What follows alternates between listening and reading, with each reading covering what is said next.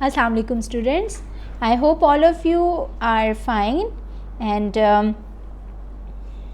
I hope you have heard about the opening of schools. So wish you all the very best. Let's see when our schools are going to open, right? So students, before starting today's lesson, let me tell you that today we are going to start revision of our first chapter.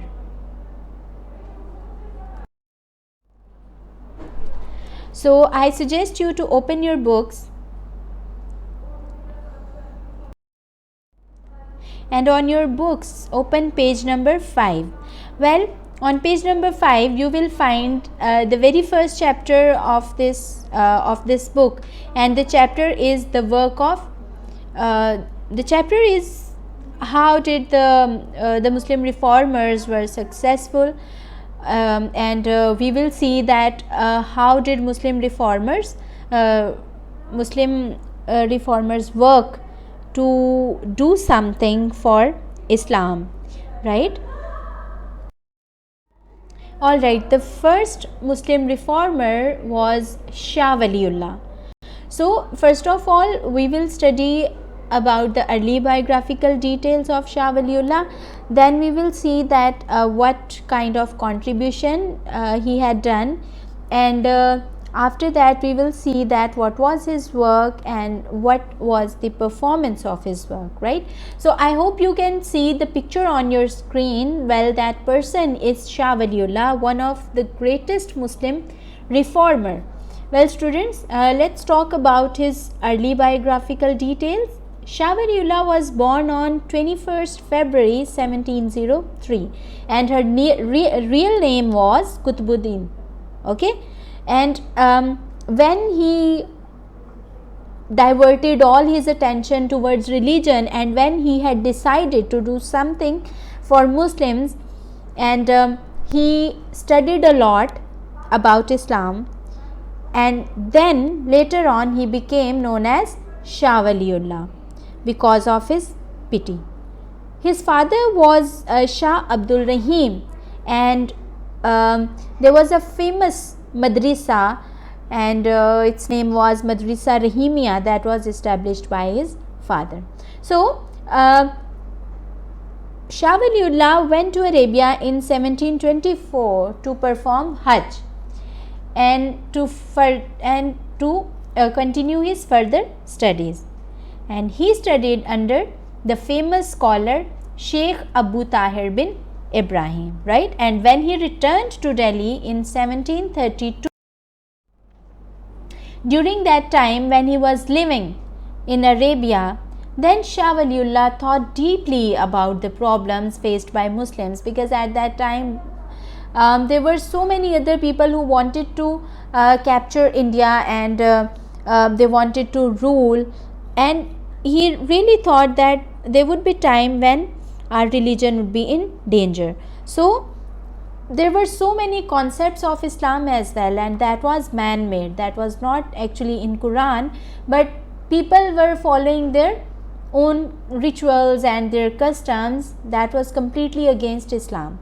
So Shah Waliullah deeply thought about those problems which were actually faced by Muslims.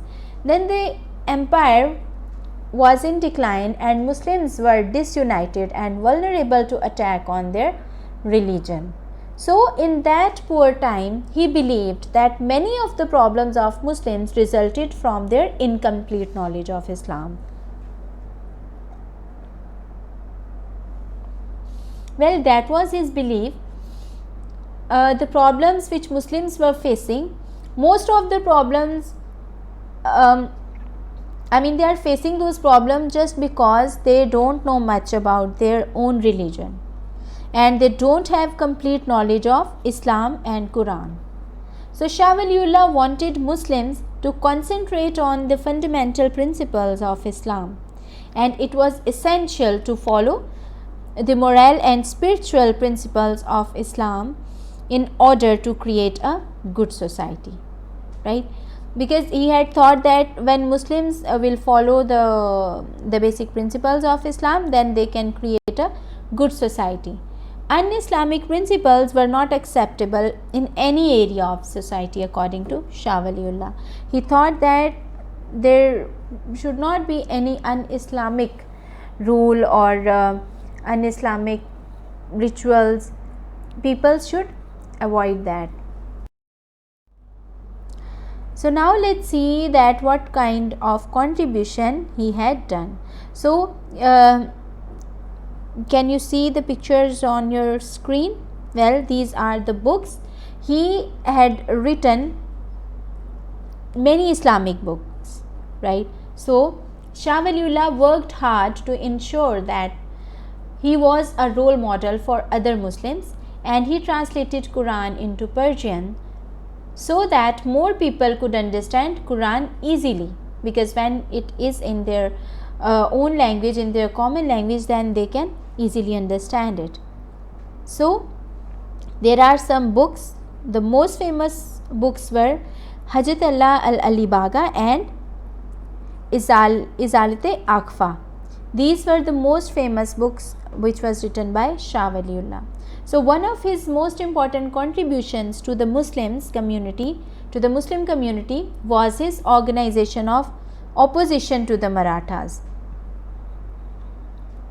He actually made people understand that Marathas were a great threat to the Muslims, because Maratha were Hindus and they wanted their religion. So Marathas were threatening to overrun the Mughal Empire from south. So he realized that the Muslims had to unite to deal with this threat. That why people, or why Maratha or someone else threat Muslims, because they were not united at that time. So he decided that Muslims should get united, and then they can face any threat by anyone. So it was his influence which helped to persuade Ahmad Shah Abdali of Persia to intervene. So he joined forces with local Muslim leaders and defeated Marathas at the Battle of Panipat in 1761. So the Battle of Panipat, which was held in 1761, he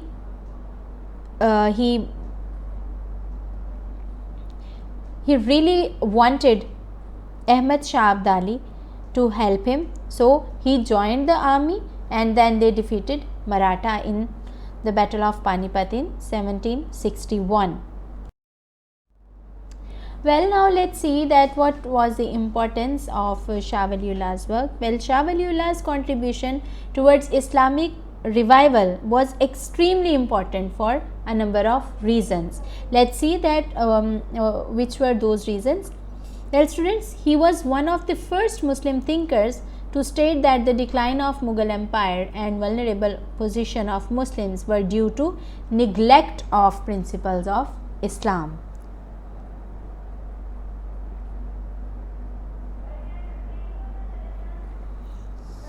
Because he had thought that all the decline which they are facing, that is due to the problems, that is due to the unawareness of their religion. So the Madrasa Rahimiyya continued to play a vital role in teaching Islamic principles and researching Islamic thoughts. And Shah Waliullah provided the inspiration for all Muslims to lead a pure life based on the belief that antisocial attitudes incur the displeasure of God. Obviously, when you do good deeds, then Allah Almighty gets happy, and when you do bad deeds, obviously those deeds displeased him. Okay, so he also showed that Muslim revival could only take place if there was an acceptance that sectarian division was to stop. So he tried to build bridges between the different Muslim sects and to unite the community. So he tried to unite Muslims by emphasizing the importance of jihad against a common enemy. So students, this was all about Shah Waliullah, but let me explain you shortly that Shah Waliullah, who was Shah Waliullah? Shah Waliullah was one of the greatest Muslim reformer right? And when he had went to perform Hajj, there he thought that he should have to do something for Muslims. Then he decided to provide some writings to the Muslims, because his main focus was on writing and on the religion Islam. He thought that when people would get more aware with the religion, then they would know how to deal different problems in different situations, because in Quran each and everything is explained. So he thought that Muslims, first of all, they should get knowledge of their religion Islam and Quran. After that they should move further. And his contribution was that he translated Quran into Persian and later on in Urdu as well. And then he writing 51 books, further books on Islam, right? So that was Shah Waliullah and his contribution, his beliefs, right? So students, inshallah in our next lesson we will study about the second personality, and that would be Sayyid Ahmad Barelvi. Okay, well, you all know that we had studied this chapter in much detail, right? But now we are just revising, that's why I am not going in much depth. You have to read it from your book. If you don't understand, just text me in your class and I will respond to you. Okay, till then, take care of yourself. Allah Hafiz.